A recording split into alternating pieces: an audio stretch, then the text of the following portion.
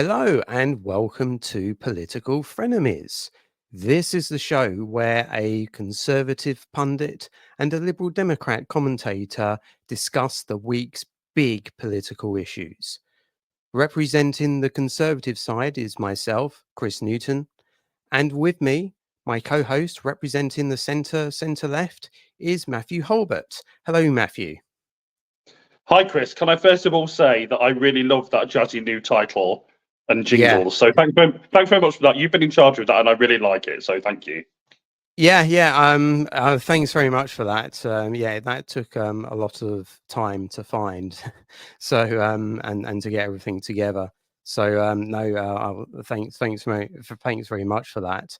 And you've been absolutely excellent on Twitter and getting the message out there on Thank Twitter you. as well and other platforms as well. So we've really got this thing started.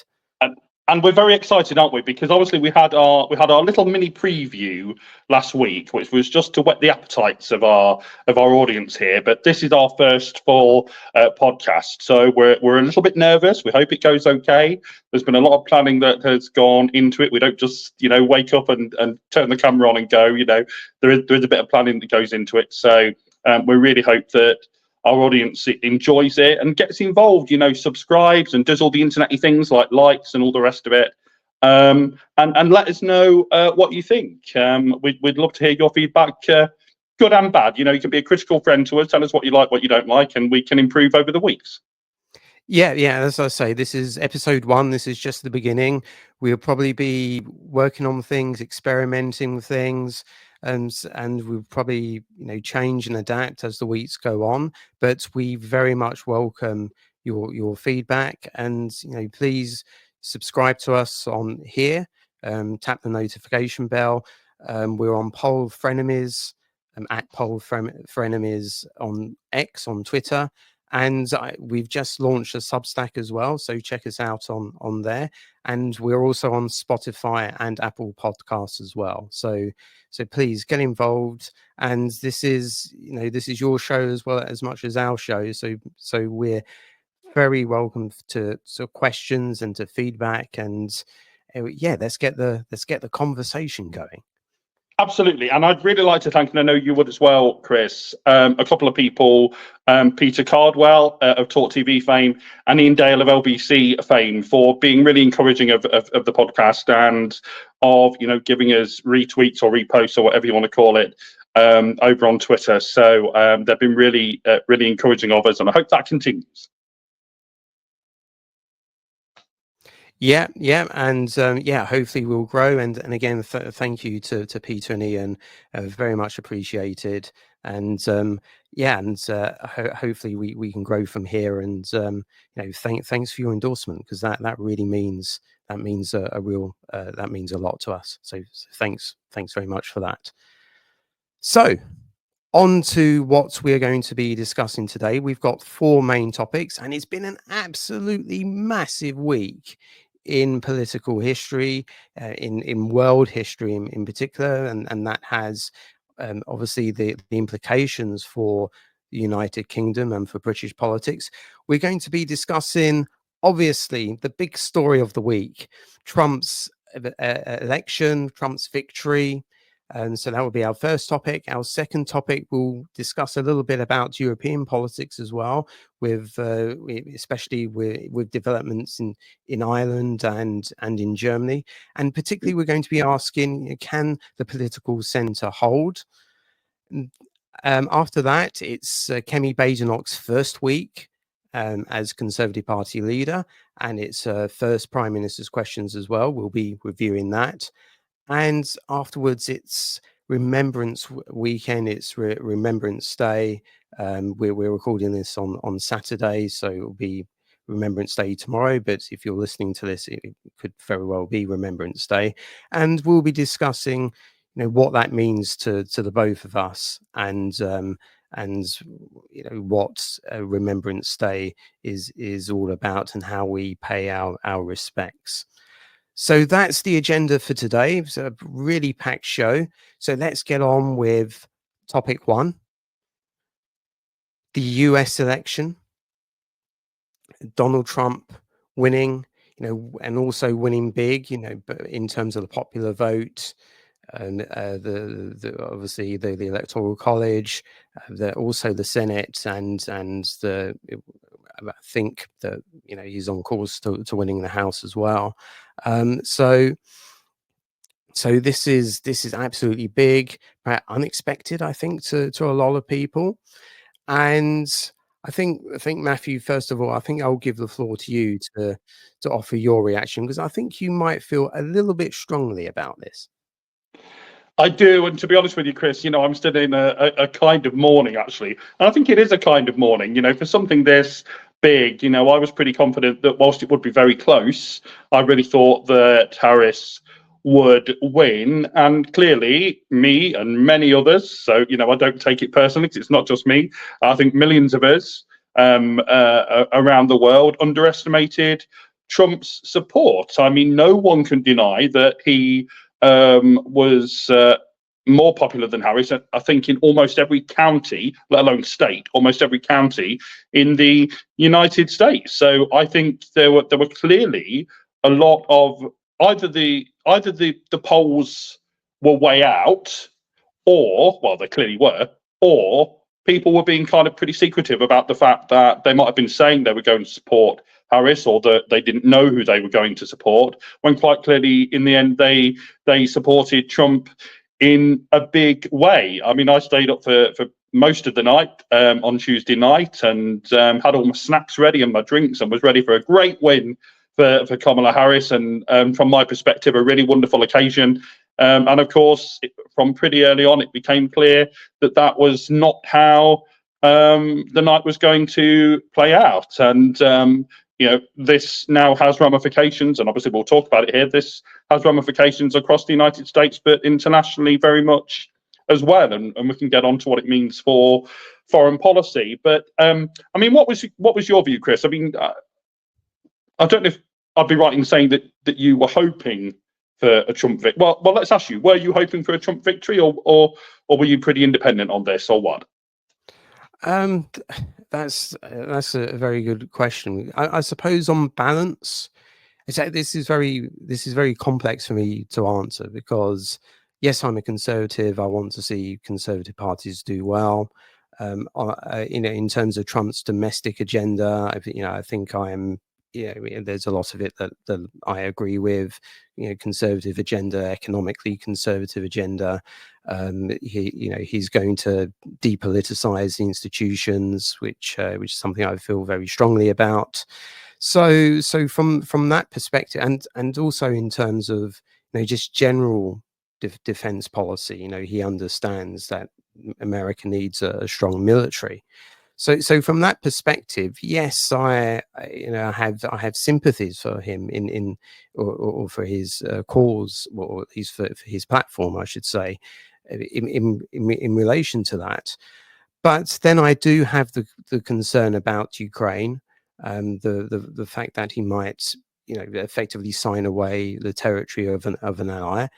And again, I have mixed views about, on the one hand, Trump understands deterrence. He understands the rhetoric of deterrence, and the fact that America needs to deter its enemies. But at the same time, giving away your allies' territory, that's not going to do much for deterrence.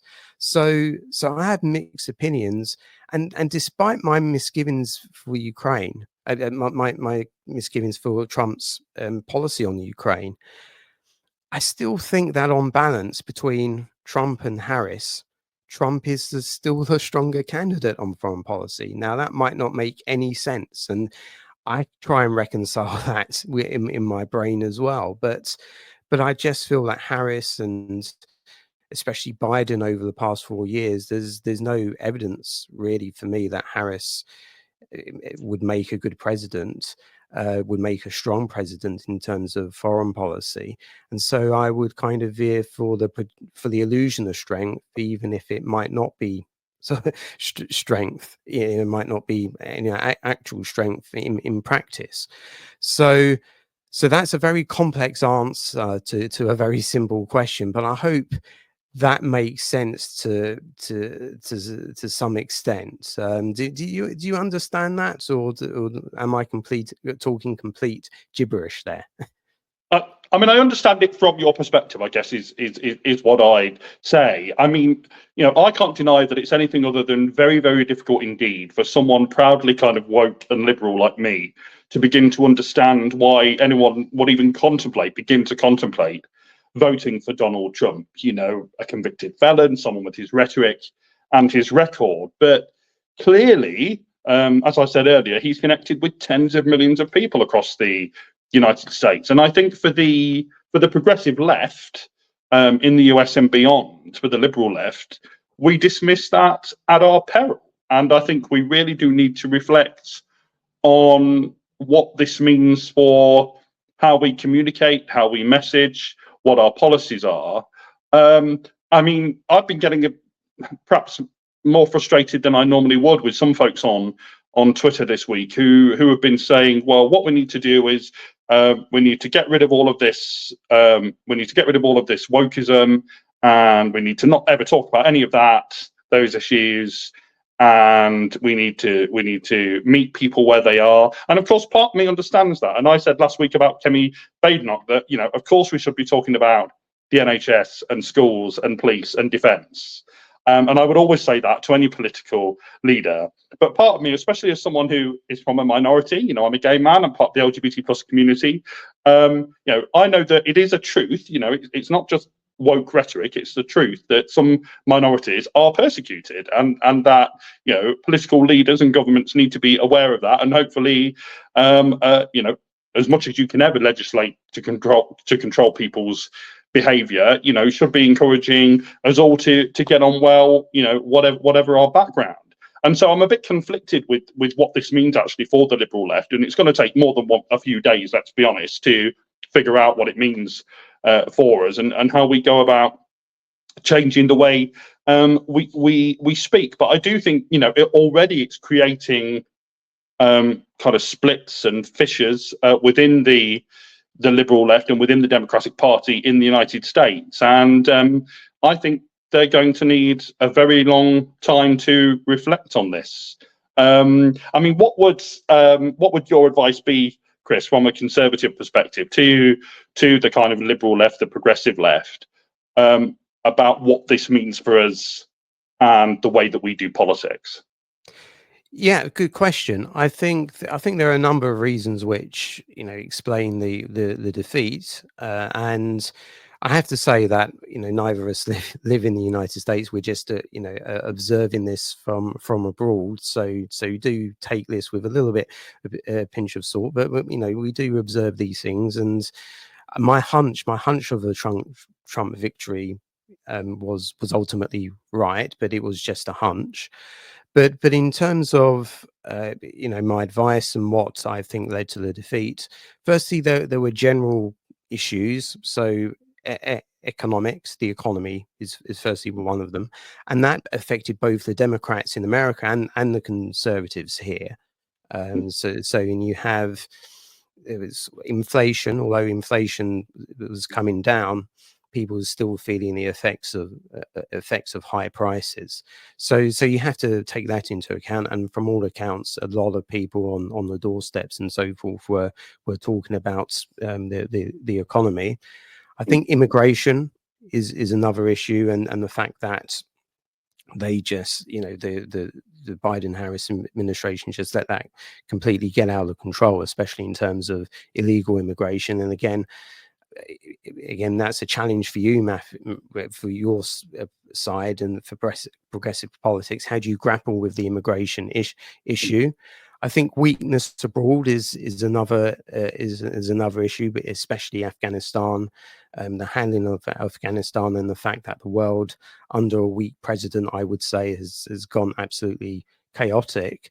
But I also would say, and I would agree with those who disagree with you, that I think there is a certain arrogance the way in which the Democratic establishment have been communicating with voters, and I do think the obsession with identity politics, with I don't call it woke. I call it by its proper name, sort of critical theory, because I'm an academic and I know where these theories sort of come from. I think if you're going to talk about different groups and favor particular groups, you're going to get a backlash among groups that feel left out, and it ultimately backfired because ultimately groups that you would think would favor the Democrats also voted for Trump as well. So I do think there has to be some thought there about how you communicate sort of these issues, and whether whether the progressives' emphasis is in the right place. So would you what would you given that you've said that you reject that last bit of the analysis, obviously you accept that the Democrats need to change, so what should the Democrats change, or what should progressive change about the way they conduct politics in order to be sort of more successful? Well, Chris, what I'd say, the first point I wanted to make is that there's the incumbency factor too, right? The fact that incumbent governments across much of the world are being turfed out almost for the fact that they are the incumbents. And I think we're going to increasingly see actually governments that don't last more than 1 or 2 terms at maximum in many democratic parts of the world. I think we have such a volatile electorate now that I think governments will be being turfed out of office much quicker than we've seen previously. So we'll see if that happens. I think for the Liberal left, this presents a real dilemma because I hold close to my heart the fact that I want to always make sure that I'm there for minority groups, and I think that's really important because I think the simple fact is that homophobia exists, and biphobia exists, and transphobia exists, and racism exists, and government should always be there for the most vulnerable in their societies. Now, you should be able to do that, I would argue, and also talk about those bread and butter issues that everyone, no matter what their background or their race or who they love, cares about. We all care about hospitals, we all care about schools, we all care about police on the beat, and the other bread and butter issues. Someone said this week, a fellow Lib Dem said this week actually, and I had a bit of an interesting discussion with them on Twitter that we always talk down to not particularly Lib Dems, I don't think, but he was talking about like the progressive left. Taught down to folk, and I guess I'm having I would like to think that I don't do that, but I guess another way of thinking about it is that we have our worldview and we don't like it when that worldview is challenged, and I think in a sense that is why we've set up this podcast, isn't it? Is that we both have our worldviews, but also our as we talked about in the little preview mini-ep, our friendship kind of in the real world, has really been based on the fact that yes, we come from very different political traditions, but that we get on really well, and that we just, we hold our views very strongly. We debate robustly, as we absolutely will on this podcast, but we leave as friends, and there's not the rancor that there appears to be online a lot of the time, and in our politics much of the time. So, I guess the Democrats and Lib Dems and Labour and others need to be able to do that in the way that we communicate our politics. Say that, yeah, we may disagree about some particular kind of identity issues, but here is where we agree on the NHS, on schools, on police, on defence, and on other issues. And perhaps, I'm not saying I necessarily concede this, but perhaps the emphasis has been too much on one set of people and not enough on another. And maybe the Democrats and the rest of the progressive left across much of the democratic world really need to wake up to that realisation. But, I won't deny to you, Chris, that it's not a comfortable realisation to have to wake up to. Yeah, I think maybe kind of one element to this is that essentially, you hear a lot from, especially the American left about, how discrimination is systemic, and there is this implied belief or even overtly stated belief that there are structural structural discrimination, and that obviously some groups are discriminated against, but there's this whole blanket assumption of, for example, white privilege, for example, that is one of the things that is often stated. And of course, if you're poor, if you're a poor sort of white working class man in particular, and male privilege is another buzz term that is often used, then that just you're just alienating a whole group of people that could potentially vote for you, and indeed could be your natural voters. So perhaps there's a way of making the point about discrimination and so forth. And that's certainly that exists, and racism and bigotry and so forth. But it's it's the tone and some of the kind of more outlandish assumptions that perhaps need to be changed, and that needs to be tweaked without perhaps completely changing your whole worldview. Yeah, I think that's right, and I think it is about how we talk, and what we say and what we communicate. And I think there is going to be a lot of soul searching amongst the Democrats. I hope they don't tear themselves apart, because they will have another set of big elections in just a couple of years' time. Just to say on the House that actually there is still a chance that the Democrats will actually take the House. It's not over yet. Okay. So I would obviously hope that they do, so that there is some kind of bulwark against the Trump administration being able to do absolutely whatever it wants, which I think would frighten a lot of people, not just the liberal left. So we'll see what happens. We'll see what happens with the House. That could be the one saving grace for the Democrats. In terms of foreign policy, Chris, I mean, you're a defence specialist, a former Tory defence advisor the last time they were in opposition. I mean, what do you think this means for Starmer and the government? I mean, obviously, and we'll get on to PMQs and Kemi Badenoch in a moment, but it was pointed out that the rhetoric, the previous rhetoric of the Foreign Secretary David Lammy in opposition is coming back to bite him a bit now. No, I happen to think he was right in what he said the first time, but it perhaps wasn't very diplomatic of him. And so, I mean, speaking more generally, what do you think it means for the new Labour government here? I think it puts Labour in a very interesting position. Essentially, first, not least because of what they've said before, and the fact and the rowing back has been entertaining, to say the least. But it does put them in it's an interesting position, because here you have Trump, very much a supporter of Brexit, has made threats about putting tariffs up. And Trump is probably going to make a very interesting offer, in the sense of offering the UK sort of lower tariffs, or a free trade agreement, or no tariffs on certain goods and services and so forth, if the UK moves away from the European Union.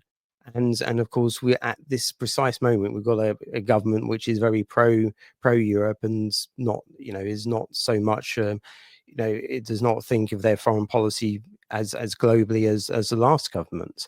So where does that put Labour? And that's a very kind of interesting position. I hope Labour takes Trump's opportunity up if he does make the offer, but I suspect they won't. I suspect, because their hearts lie with Europe and the European Union, that they won't do that, and they will bring us in closer alignment with the European Union. In terms of defence policy as well, that's interesting as well. In terms of defence spending, Trump is already demanding European nations to spend more on defence, which is a legitimate demand.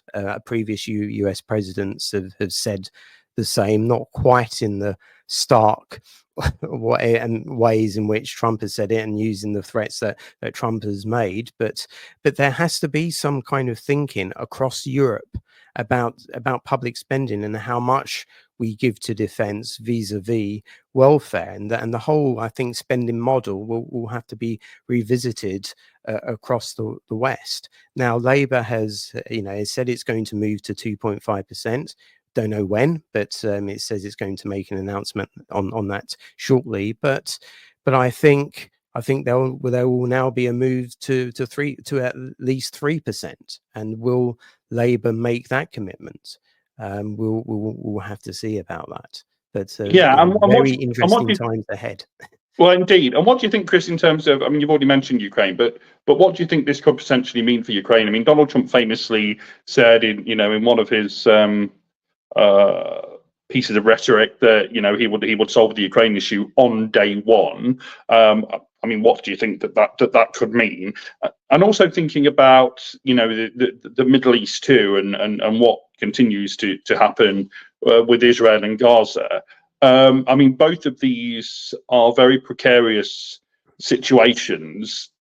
My fear, I won't deny it, is that Trump will make it could potentially make them both much worse. But some people have faith that actually his bombastic style can be a force for good in terms of both of those conflicts. So what do you think about that? Yeah, and again, this is very, very difficult to see how exactly is going to play out. Trump has never explained how exactly, well, for obvious reasons. He wants to keep his cards to his chest, but he's never explained how exactly he's going to bring the war in Ukraine to an end on day one or within a day. And I don't know whether he's able to do that. I mean, if you look at the situation at the moment, I don't see any kind of desire from Putin to end the war. He's got the strategic initiative at the moment, even though there's a bit of Kursko blast that's still under Ukrainian control. The Ukrainians still want to take back their territory, and rightly so. So I don't see how negotiation is going to be quick. I mean, I could be wrong, but I don't see how it's going to be quick, because you've got intractable issues there. My concern with Ukraine is that, yes, everybody wants to see the fighting stopped and the killing to stop, but I have sympathy with people who really see the human side of that. My concern is that if a peace agreement is signed quickly, along the lines of, say, the Minsk agreements, Minsk 2, then essentially, okay, we will breathe a sigh of relief, and we'll be relieved, in the short term about, there's no more war, and that's it's very good and so forth. But the problem is that this gives Russia the space to then rebuild, rearm, and then to start another war, probably when Trump leaves office, which will be even worse than the one that we've seen. And that's the pattern of behavior that Russia has done, ever since the war in Georgia. Every war that they've launched, they've got away with it, and then they launch an even worse war subsequently. So whatever peace is agreed, it has to be one where the signal is sent out that aggression is unacceptable, and there's going to be a high cost, a high price to pay if you undertake aggression, not just Russia, but of course China, looking towards Taiwan, and indeed Iran as well, and of course North Korea, who's just sent a load of troops to the Ukraine war. I know I spent a long time talking about Ukraine. I don't know if you want me to answer the question about the Middle East as well, or to move on, but that's yeah. I mean, I think it would be good to just have. I think it would be good to just have a brief insight into that, because again, that's very precariously balanced, isn't it? And it causes a lot of feeling amongst. I don't want to say whichever side you're on, because a lot of us hope for a peaceful solution and a two-state solution. But again, it's a very emotive issue, the Middle East, for people around the world. And again, I mean, I guess my view, perhaps, of course, would be that I think that Trump could potentially go in with his kind of big iron fist and his bombastic rhetoric and make things worse. But I guess on the other hand, you might believe that actually it takes someone like that to bang heads together and get something happening. Well, he's very unpredictable, and there's a theory that we give in IR in international relations. I should not speak in academic acronyms on this forum. We give a theory to someone who's unpredictable, who's prone to lash out, and that's madman theory, which is a thing, and that's generally associated with Nixon. But I think Trump has got the mantle of that, and again, it's very hard to say how Trump will behave, because on the one hand, his rhetoric towards Iran is very strong, is very tough. On the other hand, I kind of also read indications that Trump is also fed up of the war in Gaza as well, and wants to see that brought to an end, and that Trump's whole kind of spiel as well isn't pro-war, it's anti-war. He says we're not going to have any more wars under my presidency. Last time I didn't launch a war. He did launch some attacks on Syria, but apart from that, there was no big war. So again, it's very 1 minute, in terms of his last presidency, he's threatening North Korea, and then he signs an agreement which you could argue is pretty favorable to North Korea. So he's very hard to read. He's very hard to predict. But I think that's the whole point of him, isn't it? Really, that's his style. That's his nature. Yeah, absolutely. And well, I certainly think, Chris, that as sad as I remain that it's not Kamala Harris and Tim Walz in the White House, in terms of a new politics podcast, it's certainly going to keep us going, isn't it, over the next 4 years? Oh yeah, we'll definitely have plenty to talk about. That's definitely the case. We won't be short of material, put it that way, with a Trump presidency. It's also. Sorry. Yeah, it's also been a very big week, hasn't it, Chris, in domestic politics, not just in the reaction to Trump's victory in the States, but of course it's also been Kemi Badenoch's first week as Tory leader. It has been overshadowed, no doubt about it at all, by the what's been happening across the sea, but nonetheless, for domestic political watchers and geeks like me and you, well, I'll speak for myself, Chris. Anyway, it's been a big political week. So, rather, as I said in the mini preview when we were talking about the fact that she'd just been elected, you're our resident Tory. What do you think about her first week? Yeah, I mean, firstly, you've got to take into account that she's been completely overshadowed by Trump and developments in the US, and therefore she hasn't had the opportunity to make the impact that perhaps she may have done if all of that wasn't going ahead. But her first kind of major action as leader has been her first PMQs, her first Prime Minister's questions, and I think she did good. I think she did okay. I like I like the fact that she tried to get under Starmer's skin. She tried to cause a little bit of mischief. I quite like that about her, especially in terms of her questions about Trump. I think overall, I mean, it was her first one. She would probably feel nervous, and she would get better. But I think I didn't spot anything particularly majorly wrong. I like her style. I like the way she goes about things. I think she made one kind of mistake, factual mistake, where she said that defense wasn't mentioned in the budget, and I think it was. And that was picked up. That was picked up. So and that's probably either she. Sorry to interrupt you, Chris, but I was just going to say, maybe that is, and ultimately she's responsible for this. She's the leader, but that sounds like something that has perhaps been briefed by advisors that wasn't correct. Would you think so? She either misspoke, or she misspoke, or kind of misunderstood, that part of the budget, or whatever, or she was briefed wrongly. I say this with a bit of experience because when Cameron was leader of the opposition, I was a defence policy advisor, and I fed statistics and potential lines and approved lines, potential lines, to his team. I had a person called Peter Campbell who I liaised with, for PMQs. So I was kind of like the person that kind of fed statistics and things like that, and it was a basic mistake and it shouldn't have happened, but I have a degree of sympathy for that because that's a very stressful situation to be put in, and yeah, it's not, it's something that I still get wake up in cold sweats about, about the potential of getting something wrong. And of course, the fact checking is much more.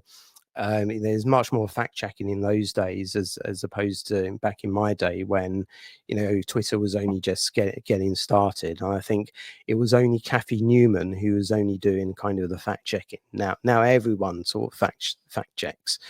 So, but hopefully with, CCHQ will hire more staff, and hopefully that will get better in terms of the briefing. But overall, I think I liked her.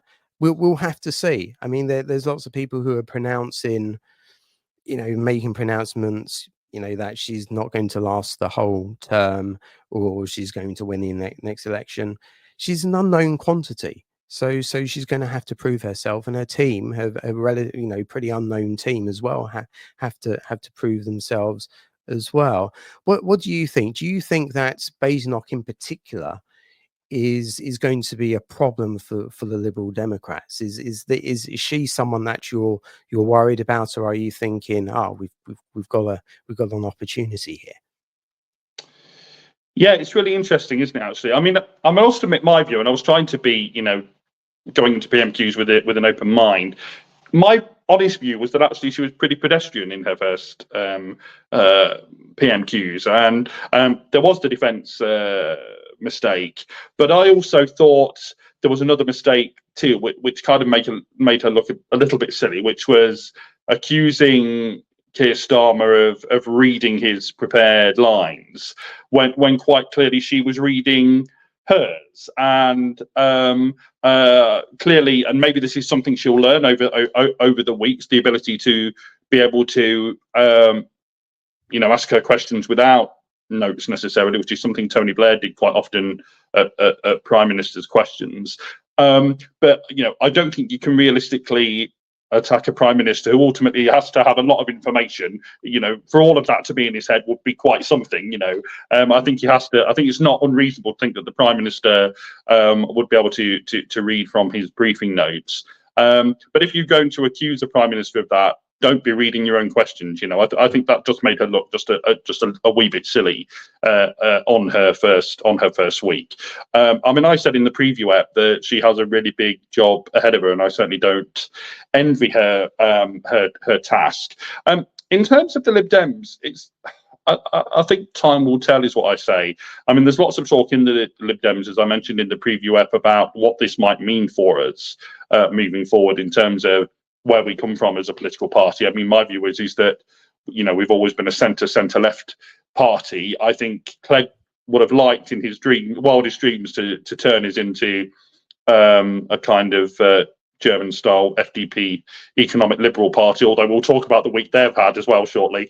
But it's not where our heart is, certainly from my point of view, and I think most members would see ourselves as a centre left party. And so I think even if we were to become the official opposition one day, I would like to think that it doesn't change our principles and values as a party. But it's also true, and I mean, this has been, there's been polls showing this, that a lot of Lib Dem voters, the national paper that they read, if they take a paper, is the Daily Mail. So, they're Lib Dem voters, but they're also Daily Mail readers. And perhaps that tells us, going back to our previous discussion actually about the way we communicate to voters, perhaps that tells us something actually about the fact that, people can believe different things on different policies, and not everyone has what you might call a pure worldview where every single thing aligned, and perhaps that's something we need to remember as well. But I think I'm really interested to. I mean, for me, actually, Ed Davey, I know he got attacked a lot about it, but going back to our previous discussion about Trump, I think in a sense Ed Davey was, from his position as the leader of a third party that he's always trying to get attention, and sometimes it can be difficult even with 72 MPs.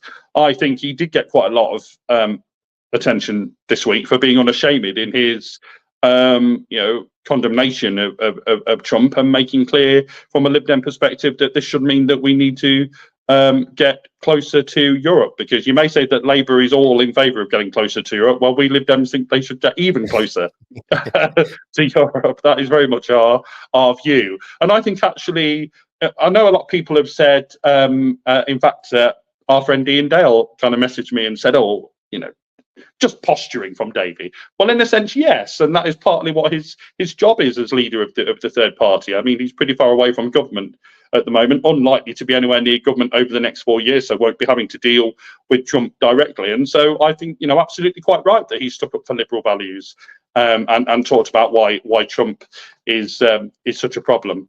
Okay, so let's move on to our next topic. And we've talked about America, we've talked about the UK, and now we're going to talk about developments in Europe. And we've had developments concerning especially Ireland and Germany, both coalitions there, effectively ended, collapsed. We've got new elections in Ireland. We'll see what's happening in Germany. And this poses, a real challenge, as we mentioned earlier, to the political centre. In both countries, they both have challenges in the form of more radical parties. What do you make of the situation in Europe, and how do sort of parties like the SPD sort of respond to the more kind of radical politics that's emerging there? Well, it's really interesting, and Tuesday ended up being quite a day, because obviously we were, in fact, Wednesday would it have been? It was the day after the US election, so Wednesday, and that turned out to be quite a day because we were all reeling from Trump's victory when we had the announcement that Ireland was going to be going to the polls. Now, a bit of different situation between Ireland and Germany. In Germany, as I'll get to in a moment, the coalition collapsed for various reasons. In Ireland, this is the Prime Minister, the Taoiseach, as they call the Prime Minister there, Simon Harris, leader of Fine Gael, announcing the election date. So it's going to be interesting to see what happens. I mean, the interesting thing with Ireland actually is that the governing parties, so certainly Fianna Fáil and Fine Gael, also the Greens, but I think they might come a cropper in this election. But I certainly think for Fianna Fáil and Fine Gael that there's every chance actually that they might be returned to be the coalition, perhaps in coalition with some independents in Ireland, because actually their main challenger, Sinn Féin, have rather come a cropper in recent weeks due to various allegations, which we won't get into, about various of their members and the way that they have and haven't handled that as a party and as a party leadership. It just goes to show that a week is a long time in politics, because you go back to just a few months ago and it seemed that Sinn Féin were a shoo-in to become the main party of government in Ireland for the first time. Sinn Féin have never governed in the south of Ireland. Obviously, they do govern in Northern Ireland as part of the four-party executive there. But we could have, and we still may well. I mean, the election hasn't happened yet. Let's see what happens. But Sinn Féin are certainly wanting it to be the case that they govern in both parts of Ireland, the north and the south, because obviously they want to see a border poll and Ireland reunited from their perspective. But that looks less likely now. It does look as if Fianna Fáil and Fine Gael will probably return to government. So in that sense, the centre would hold there if that happened. Germany is very, very different. Their coalition collapsed midweek. An interesting set of events, which I'll just very quickly go through. So basically, they had a three-party coalition, a traffic light coalition of the SPD, so their version of the Labour Party, the FDP, their Liberal Party, and the Greens, and they've been in government for a few years now. But it's always been a bit of a tricky coalition, because whereas the SPD and the Greens are both from the centre left to left of the German political spectrum, the FDP are rather different to our Lib Dems. They're an economic liberal party, a centre right liberal party, and so have quite different policies and values and principles to their coalition colleagues. And it was actually the FDP leader, Christian Lindner, this week, who I believe called for. I mean, the irony is that this might result in early elections anyway, but he called for early elections. The Chancellor, Germany's Prime Minister Scholz, didn't take kindly to him having done that, fired him from his position as Minister for Finance. Lindner then, perhaps not unsurprisingly, withdrew all of his ministers from the government, withdrawing his party from the government, which now means that it's a minority SPD Greens government that is going to have to try and negotiate with other parties to get any of their legislation through the Bundestag, the German parliament now. Now, what is going to happen is that in January, there's going to be a vote of, well, it has to wait until January, I don't know, but in January, there's going to be a vote of confidence in the government. Obviously, if they lose that, there'll have to then be elections, most likely in March, and you would expect that would probably lead to the fall of this government. The question about whether the centre can hold is whether we then would just see the centre-right coalition in Germany, just replace the current government, perhaps with the FDP, which has been in government with this.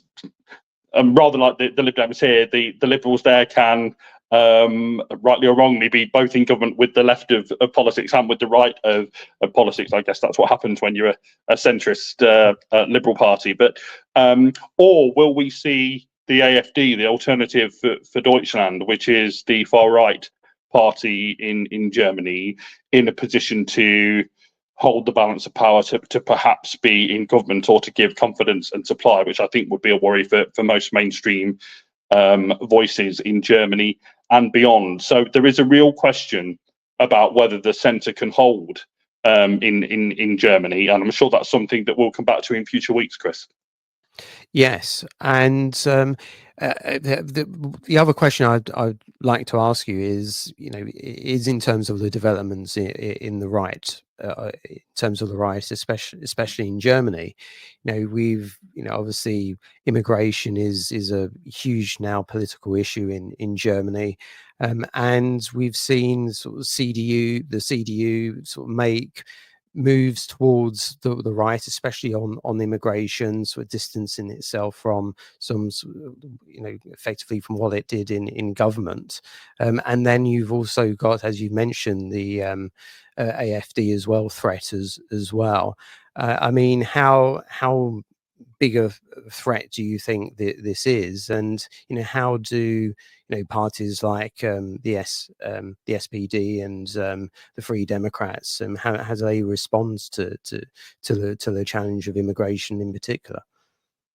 Well, again, it's really difficult, isn't it, for those parties? And it's interesting that the centre right parties that you mentioned there, how they've moved, because actually under the leadership of Angela Merkel, when she was Chancellor, she was, to be fair to her, a great kind of champion of immigration, and I would say that was a good thing for her having done. But I'm afraid that did rather lead to the AfD, the Alternative for Deutschland, the far right party, gaining in popularity, sadly, and that's part of the reason why Germany is where it is. I mean, I'll be honest with you, Chris. I don't think there are easy answers to this. I mean, I obviously wouldn't like to see a shift to the right on immigration, be it in Germany, in America, or indeed here in the UK. But equally, people,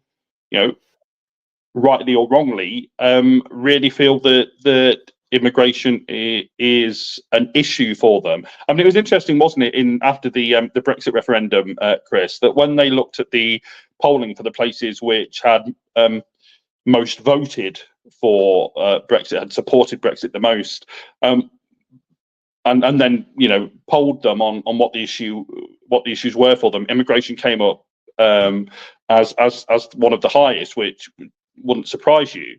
But what should surprise you is that then when they looked at how much immigration there was in those places, often was the case that there is very little immigration in those places. So in a sense, it was about fear of the unknown. My personal view is that in most places where there are higher levels of immigration, in places such as Leicester and near to me, and indeed in others, when people hopefully interact and get on well, that fear goes away. But in places where there's actually very little immigration and it is fear of the unknown, that is where that fear can really be played into by parties who might not be doing so for the best of reasons, if I can put it like that. So I think this is a real problem for the centre of politics. And we were talking earlier about the fact that incumbent parties are being chucked out of office. I'm afraid that is almost inevitably going to happen with the German, what has been the German government. And the FDP now may have withdrawn itself from that government, but that doesn't mean that they won't also be being punished for how people perceive that government's failings to have been. And in fact, going back a decade or so now, the FDP actually, for the first time ever in its history, failed to gain enough support. You have to get to the 5% threshold to get members of the Bundestag, and the FDP failed to do that. And for a term, we're out of parliamentary politics altogether in Germany. Whether that happens again, we'll have to wait and see. But it's interesting from a domestic Lib Dem perspective, because actually there's members of the Lib Dems who, you won't be surprised I'm not one of them, but there's members of the Lib Dems who very much hold up the FDP as what they'd like to see the Lib Dems become, a kind of economic centre-right party. So it might do well for those of us who believe that we shouldn't follow their example if they were to be chucked out of the Bundestag altogether. I think for the Greens it'll also be difficult, and I think for the Social Democrats, I think they'll remain the main kind of centre-left party, but I think they could find themselves in opposition for quite a long time.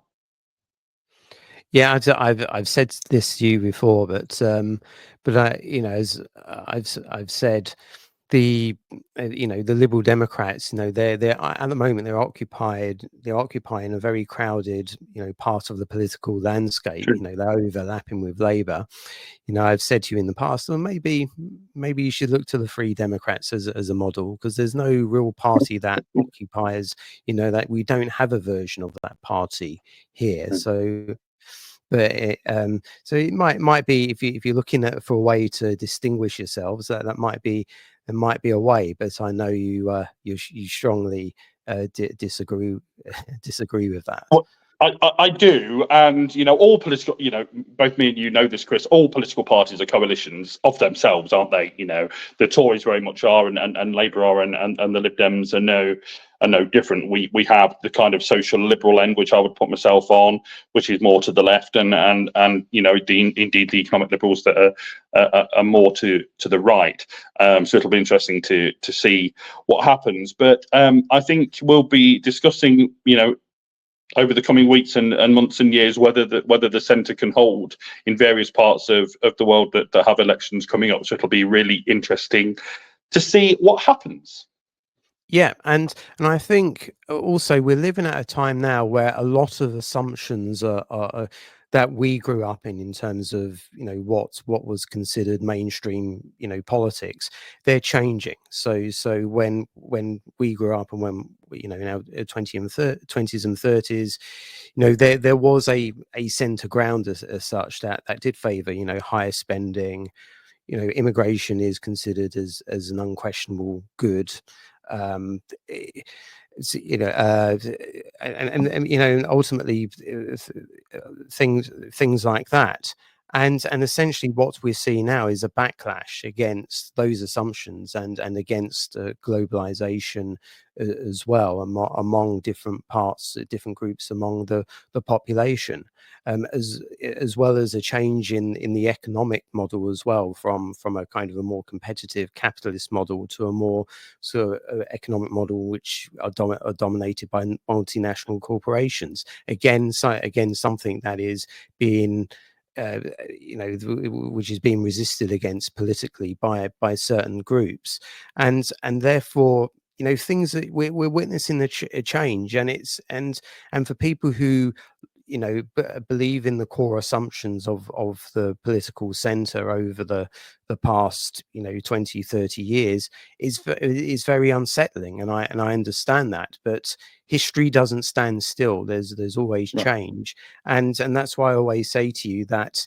this business about elections are won on the central ground. I think that's analysis that is 20-30 years out of date. Things are changing, and that's being reflected in new political parties and more radical politics in throughout the West. But I think you're right, but I would say that those forces have to be resisted, is what I would say. And so going back to the discussions that we had earlier in this podcast, I think that is why what I would call the centre, so from centre right to centre left, parties really have to think about how they are communicating with the electorate and making sure that centre does hold. Now, do I think that's easy given the age that we're living in and with social media and all the rest of it? No, I don't.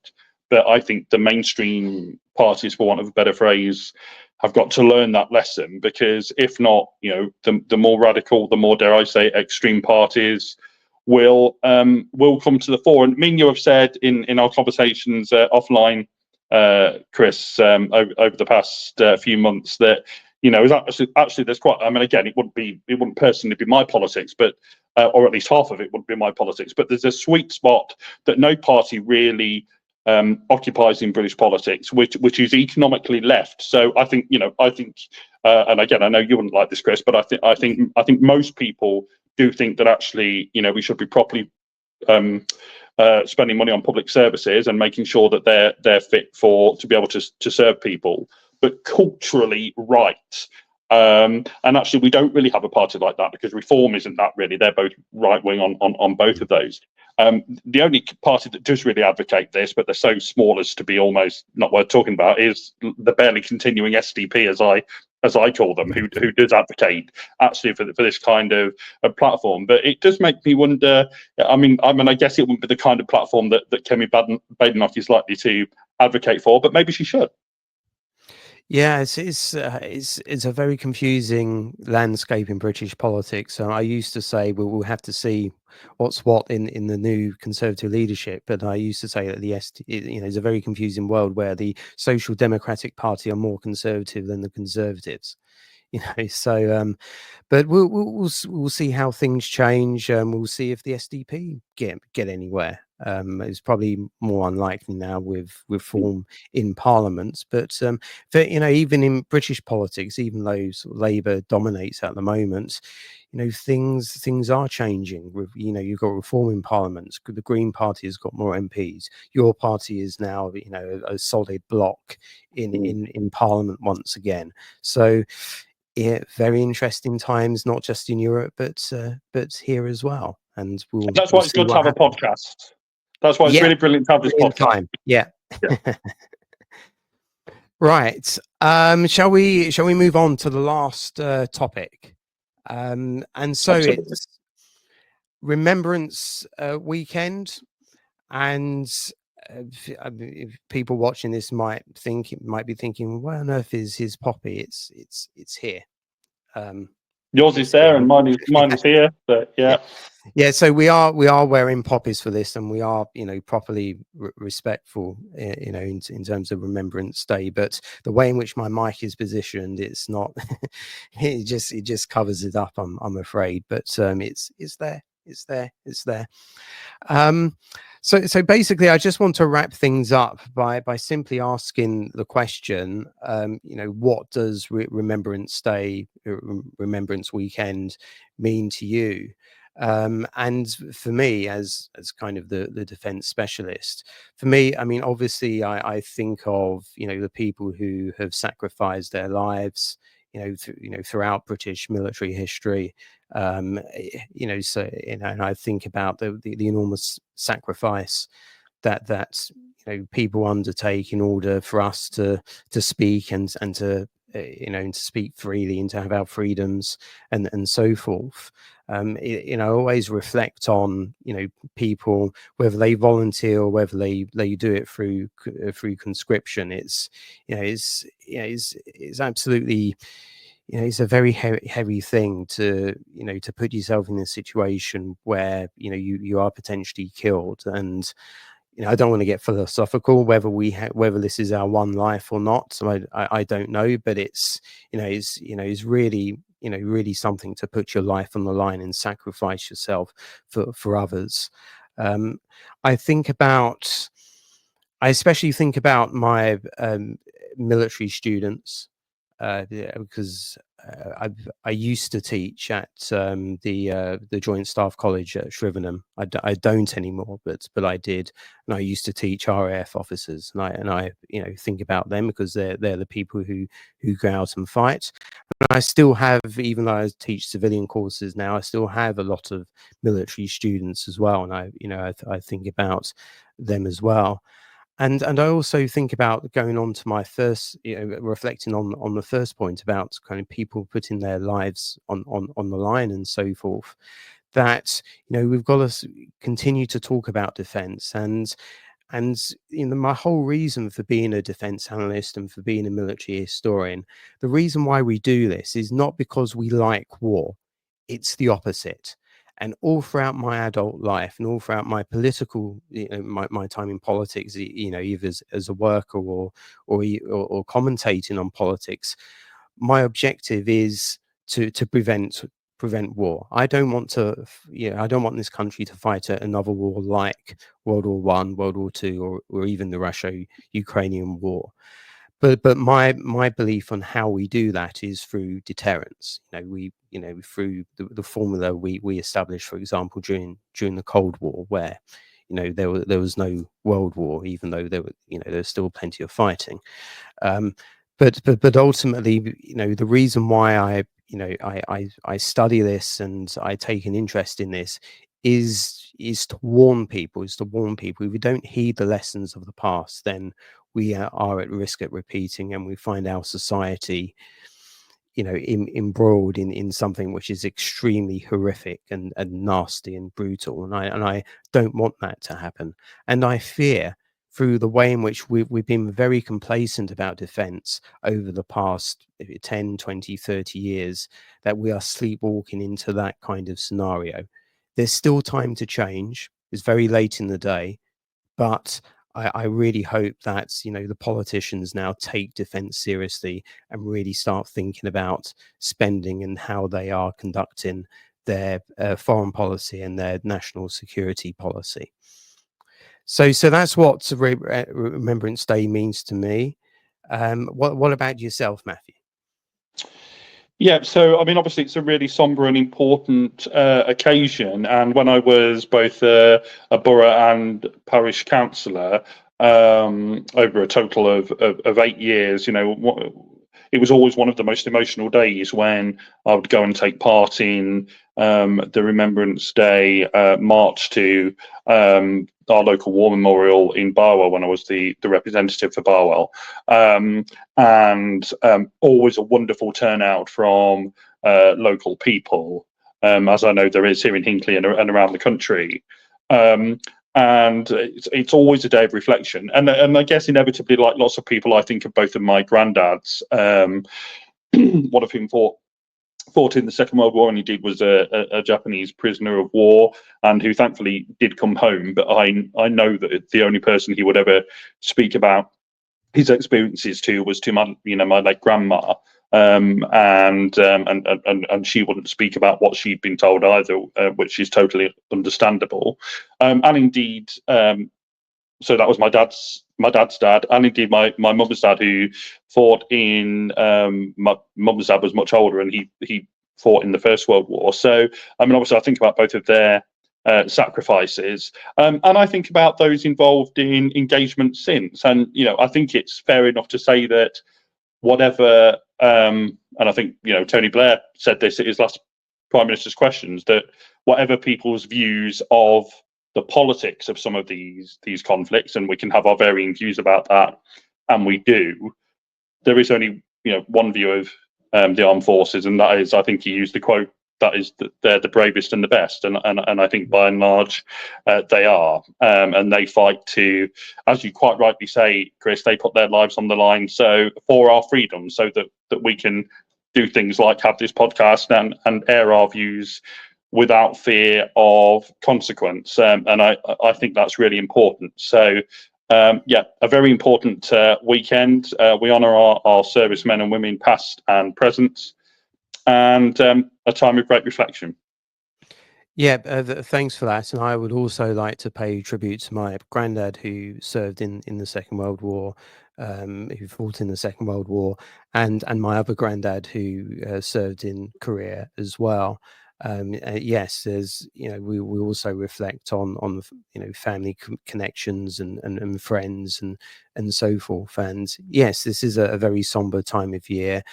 I would like it to be a day in which we unite and we reflect on the big issues that ultimately unite us all. I'm not, I do not like the stories going around at the moment with regards to planned protests and things like that. This should be a sacred, somber day of remembrance, and it's the Armed Forces Day, it's the Veterans Day, it's their day, and they should be given the space to tell their stories. Absolutely, and another interesting thing tomorrow, from a political perspective, albeit obviously not party political, is that obviously it's the one thing we ask. We don't ask virtually anything at all of former prime ministers. They have to determine how they live their lives after they become prime minister. But the one thing that after they fail to be prime minister, I should say, but the one thing that actually we do ask of them is that they turn up on Remembrance Day, Remembrance Sunday at the Cenotaph, and stand behind the present political leaders. And I always think that I always get quite emotional seeing that, actually, because I think that that just shows that whatever the party politics of their time in office, and whatever we may think about their times in office, actually the fact that they show up on Remembrance Sunday and stand and are there on that great national occasion says something about our country, actually. And just to say, interestingly, obviously we'll have more former, if they all turn up, we'll have more former prime ministers there tomorrow than I think ever before. So it'll be interesting, from John Major through to Rishi Sunak. So that'll be interesting to see in of itself tomorrow. Yeah, and again, they're all stood in unity. There were lots of political fights, back in their day, but it's good to see them standing together, united in commemoration and remembrance. And that's the important thing. The point of the 2-minute silence, as was proposed back in 1919, was to reflect on there's something greater.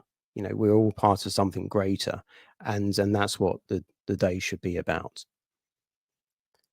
Absolutely. Well, that's Okay, right. That's our first podcast, Chris.